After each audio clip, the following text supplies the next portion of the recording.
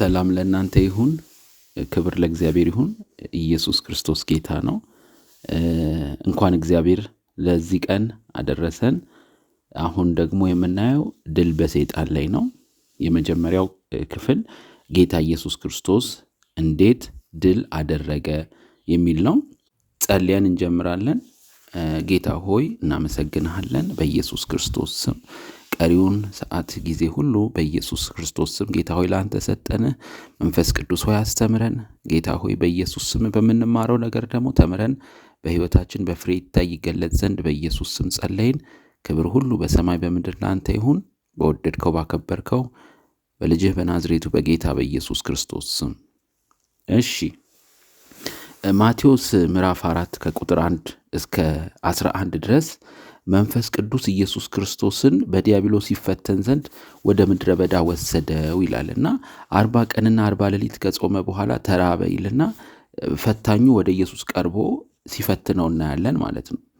እሱም እንጀራ ብቻ አይኖርም ሲል ነበር። መራቡንም ተጠቅሞ ሲፈትነው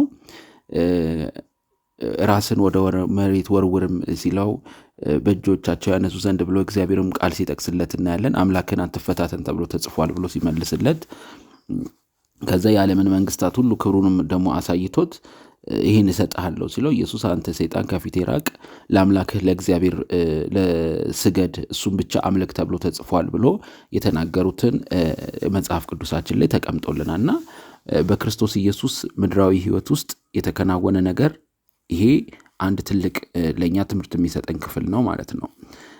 በዮሐንስ መጥምቁ እጅ ተጠምቆ ነበረ፣ ትዝ ይላችኋል። ከዚያ በኋላ ሰማይ ተከፍቶ መንፈስ ቅዱስ በእርግብ አምሳል በእርሱ ላይ ሲያርፍ አይታችኋል። እዛ ሲጠመቅ ማለት ነው አይተናል። በእርሱ ደስ የሚለኝ የምወደው ልጄ ይህ ነው የሚል ድምፅ ከሰማይ መጥቷል።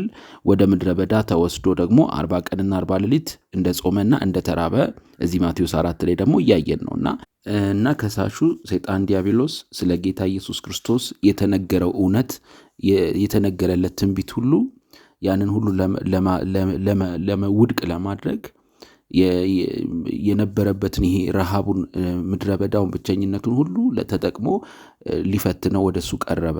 የመጀመሪያው የቀረበበት መንገድ ሰይጣን ሊገዳደር የመጣው የእግዚአብሔርን አብን ቃል ነበረ። አይታችሁ ከሆነ ማለት ነው እግዚአብሔር አብ በሱ ደስ የሚለኝ የምወደው ልጄ ይህ ነው አለ። ሰይጣንም እንግዲህ የእግዚአብሔር ልጅ ከሆንክ እነዚህን ድንጋዮች እንጀራ እንዲሆኑ እዘዝ አለው። የእግዚአብሔር ልጅ መሆንን አሁን አሳየኝ፣ አረጋግጥ አለው ማለት ነው። ማረጋገጫውም ስጋዊ ፍላጎትን ለማርካት መለኮታዊ ኃይልን ተጠቀም፣ ድንጋዩን ወደ እንጀራ ለውጥ፣ እንዲበላና ከዚያም ፍላጎትን እንዲያረካ ነው። እሱ ምን አለ እዚህ ጋር እንግዲህ አስቡት። ሊገዳደር የፈለገው ሰይጣን እዚህ ጋር ምንድን ነው? የእግዚአብሔርን አብን ቃል ነው ሊፈታተን የፈለገው። እግዚአብሔር የምወደው ልጄ ይሄ ነው ያለውን የሚወድህ ልጁ አይደለህም ለማለት ማለት ነው። እኔና እናንተንም ምንጊዜም ሰይጣን ባለፈውም ስንማር ምንድን ነው መንፈስ ነው። በውጊያውም በመንፈሳዊ መንገድ ሐሳብን ወደ አእምሯችን እያመጣ ልጅነታችንን በስጋዊ ፍላጎት ለማርካት የእግዚአብሔርን ቃል ሊፈትን ይሞክራል ማለት ነው። ኢየሱስ ክርስቶስ ግን ምንድን ነው ያለው? እኛም ክርስቶስን ተከትለን ደቀ መዝሙር ሆነን የጌታ ተከታይ እስከሆንን ድረስ ማለት ነው ልክ ኢየሱስ ክርስቶስ እንዳለው ሰው ከእግዚአብሔር አፍ በሚወጣ ቃል ሁሉ እንጂ በእንጀራ ብቻ አይኖርም ልንል ይገባናል ማለት ነው። በአጭር ሲመለስ ምንድን ነው በማናቸውም ሁኔታና ወቅት የእግዚአብሔር ነገር ይቀድማል። ስጋዊ ፍላጎትና የራስ ነገር ሳይሆን ዋናው የእግዚአብሔር ሐሳብ ነው። እግዚአብሔር የፈቀደው ነው የሚሆነው። የስጋ ፍላጎት አንገብጋቢ በሆነበት በዚህ ቅጽበት እንኳን ከፍተኛውንና የከበረውን ደረጃ የሚይዝ የእግዚአብሔርን ነገር ከእግዚአብሔር ቃል መውጣት አያስፈልግም። ምክንያቱም ኢየሱስ ክርስቶስ በምድረ በዳ በጣም የተራበበት ሰዓት ነው። እንግዲህ አስቡት እናንተ አንድ ነገር በጣም እኔና እናንተ በሚያስፈልገን ሰዓት ላይ ሰይጣን ይመጣና እንዴ አንተ እኮ እንደዚህ የእግዚአብሔርን ቃል ሊገዳደር፣ አንተ የእግዚአብሔር ልጅ አይደለ እንዴ? እንዲህ ለምን አያደርግልህም? እንዲህ ለምን አይሰጥህም? እንዲህ ላይክ በስጋዊ ፍላጎት በነገራችን ላይ እግዚአብሔር አባታችን ነው፣ የሚያስፈልገንን ነገር ሁሉ ያውቃል።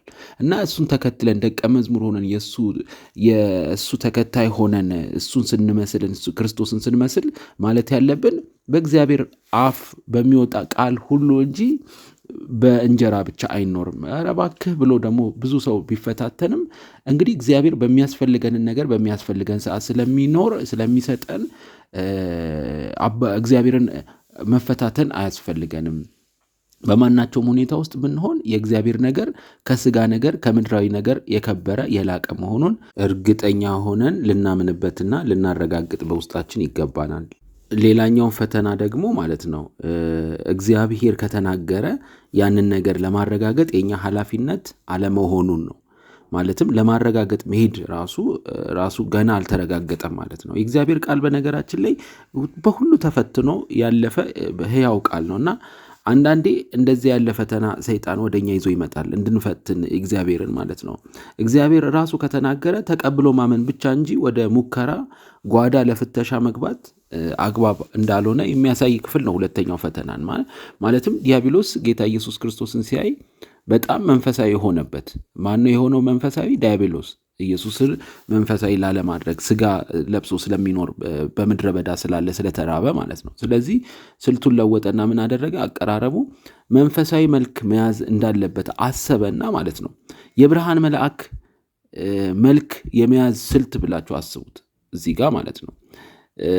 ወደ ቅድስት ከተማ ከዚያ ወደ ቤተ መቅደስ ወሰደውና ከቤተ መቅደስ ወደ ጫፍ ከፍተኛው ላይ ስፍራ አወጣውና እንግዲህ ከዛ ሊሰብክ በእግዚአብሔር ቃል መጣ ወደ ክርስቶስ ኢየሱስ ማለት ነው። ማለት ምንድነው? ልክ በዚህ ዘመንም